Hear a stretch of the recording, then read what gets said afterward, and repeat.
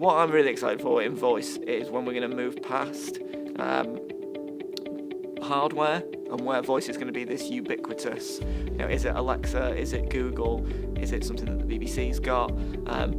Everyone's going to have loads of devices, and voice is going to be everywhere, and every device is going to support every assistant. I think we're going to move to that space where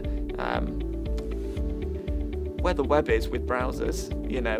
Basically you can use any browser to access the same information. I think voice is going to get there. I think this idea that you go to Google or you go to Alexa, I think those walls will come down. You'll still be able to access them, but I think this sort of land grab for hardware is a classic sign of like early emerging technology, and I'm looking forward to moving into this being a more mature space.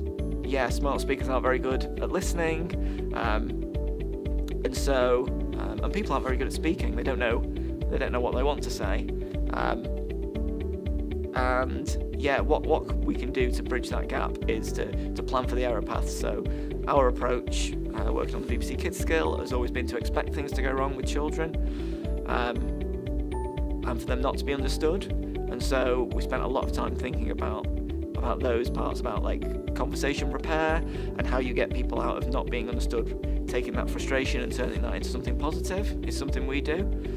So a good example of that is if a child isn't understood, we give them a second chance to speak and clarify what they said.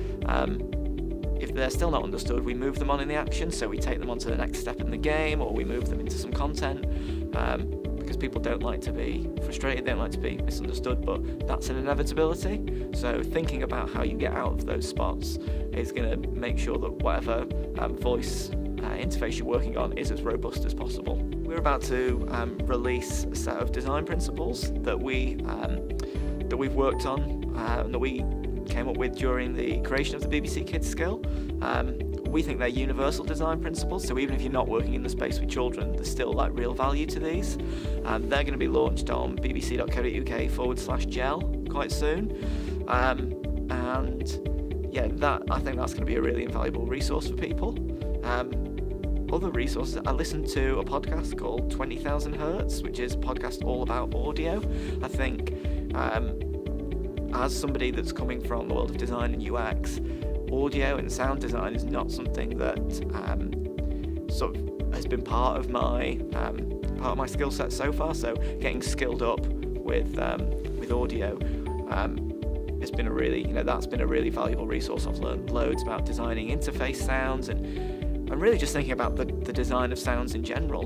There's a lot more to audio than I was going to say meets the eye, but that's there's a lot more to audio than meets the ear. So when I first joined the voice and AI team at the BBC, one of the developers I knew who was in the team found out I was joining as a designer, and he said to me, what are you going to be working on? You're a designer in voice, how does that work? I think voice from a design point of view is almost the purest form of UX you can get. It's still thinking about the same thing, it's thinking about journeys, it's thinking about context. Looking for really well-rounded UX skills. You don't have to be the strongest visual designer, you don't have to have any audio skills. I think we're all trainees in this at the moment, so but the one thing I don't think we're looking for trainees in is user experience. We want people with good user experience background from almost any field, whether you've come from mobile apps, from the web, from interactive TV. That was my background.